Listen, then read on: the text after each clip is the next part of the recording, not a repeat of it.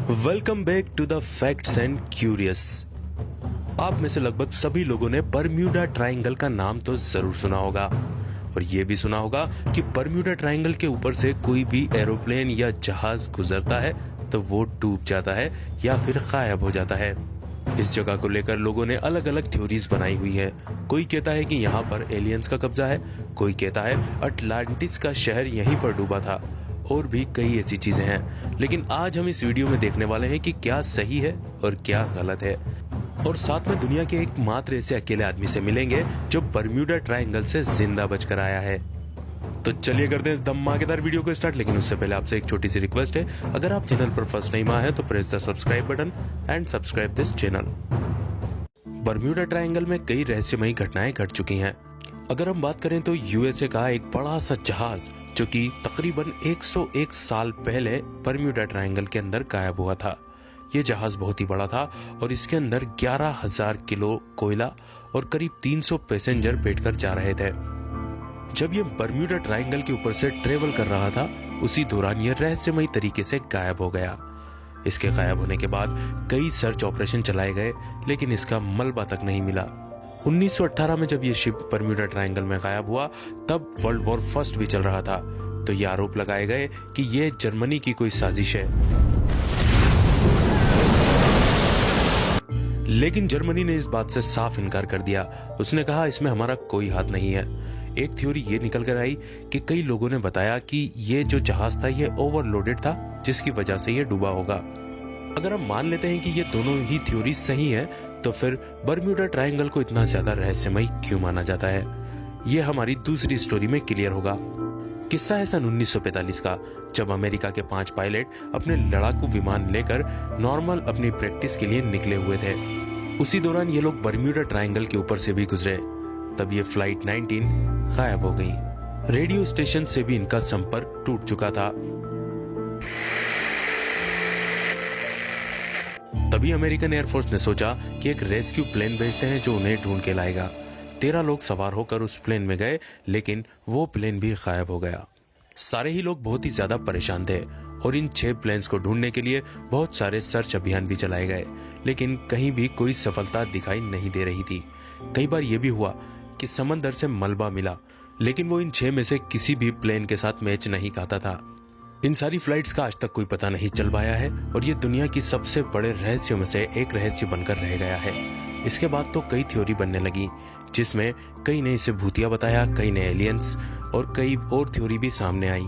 यहाँ तक कि क्रिस्टोफर कोलंबस जब यहाँ से गुजरे थे तो वो भी लिखते हैं कि मैंने अपने कैंपस का बहुत ज्यादा अजीब बिहेवियर देखा था जब मैं इस ट्रायंगल के पास से गुजर रहा था। कई सालों तक यह मामला ठंडे बस्ते में पड़ा रहा, लेकिन फिर से यह वापस सुर्खियों में 1964 में आया, जब विंसेंट गेडिस ने इसके ऊपर एक आर्टिकल लिखा और रिसर्च पेपर पेश किया। लेकिन उनकी इस रिसर्च के बाद एक नई थ्योरी और एक नई बहस ने जन्म लिया, जिसमें उन्होंने बताया कि दुनिया में इसके अलावा एक डायमेंशन और है, यानी कि दूसरी दुनिया जो बरम्यूडा ट्रायंगल के अंदर बसती है, जैसे कि एलियंस की दुनिया, भूत प्रेत और सी मॉन्स्टर्स। अब सिर्फ एक ही रास्ता बचा था, अगर कोई जिंदा वहां से बचकर आ जाए तो वही बता सकता है कि वहां पर होता क्या है। और ऐसा एक शख्स मिल भी गया। ये एक पायलट है जो बरम्यूडा ट्रायंगल से जिंदा बचकर आया था। इस बंदे का नाम है ब्रूस ग्रेनन। यही सच्ची स्टोरी बताने वाले हैं, क्योंकि ये लौट कर आए हैं बरम्यूडा ट्रायंगल से। ब्रूस बताते हैं कि किस्सा है सन 1970 का, जब वो, उनके पिता और उनका बिजनेस पार्टनर बहामास से मियामी बीच के लिए एक प्लेन से जा रहे थे। बरम्यूडा ट्रायंगल के ऊपर से उड़े, तब एक बादल का झुंड आ गया जिसमें एक सर्कल बना हुआ था। बादल इतनी स्पीड से सामने आए थे कि उनके पास रिएक्ट करने का टाइम नहीं बचा था, तो वो सीधे उन घने बादलों में घुस गए थे।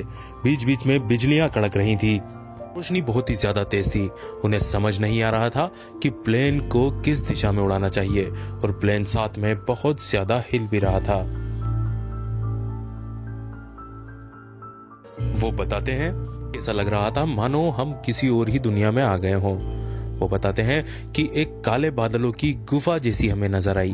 हम उसमें से उड़ते हुए आगे की तरफ बढ़ते चले गए।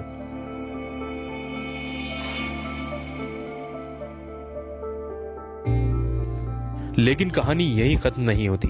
वो बताते हैं कि फिर बाद में आगे की तरफ ऐसी लाइंस बनना चालू हो गई जैसे कि मानो घड़ी के कांटे हों, और वो गोल गोल घूमते हुए भी नजर आ रहे थे। क्या चल रहा था ब्रूस को उसका कोई आइडिया नहीं था। वो बताते हैं कि ये पूरा इंसिडेंट 3 मिनट तक चलता रहा और फिर हम टनल से बाहर आ गए।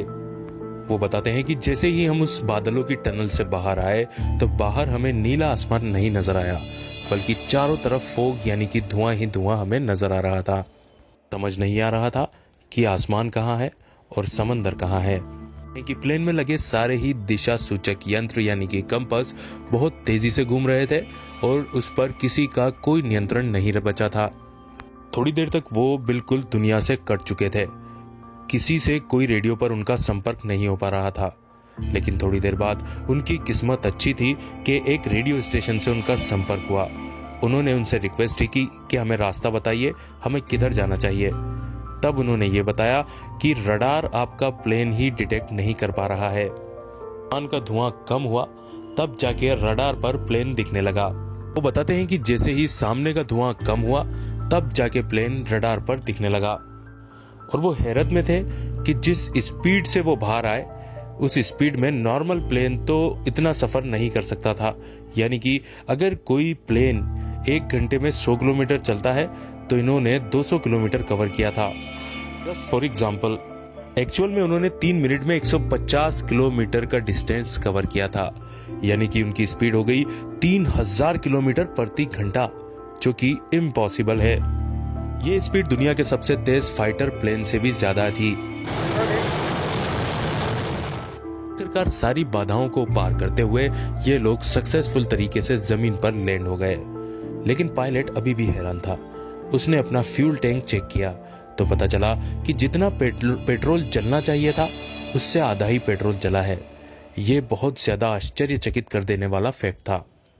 इसका जवाब किसी भी साइंटिस्ट के पास नहीं है। रिसर्चें चल रही हैं कि आखिर वहां पर क्या हुआ होगा। अलग अलग साइंटिस्टों की अलग अलग थ्योरीज भी सामने आने लगी हैं। कई साइंटिस्ट बोलते हैं कि जब वो लोग बता रहे हैं कि वहां पर ऐसी बिजली कड़क रही थी तब कोई मैग्नेटिक फील्ड बन रहा होगा, जिसकी वजह से इनकी स्पीड और ज्यादा तेज हो गई होगी। कई साइंटिस्ट तो टाइम ट्रेवल की थ्योरीज पर भी काम करने लगे हैं। उनका बोलना है कि अगर ऐसा पॉसिबल हुआ है इसका मतलब है कि टाइम ट्रेवलिंग भी पॉसिबल है। जैसा कि आप देख सकते हैं एक पेपर पे 2 बिंदु हैं, यानी कि एक बिंदु वो जहां से आप जाना चाहते हैं और दूसरा बिंदु वो जहां पर आप पहुंचना चाहते हैं।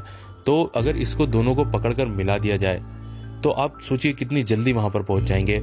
ऐसा ही कुछ घटा होगा इन लोगों के साथ, ऐसा इस साइंटिस्ट का मानना है।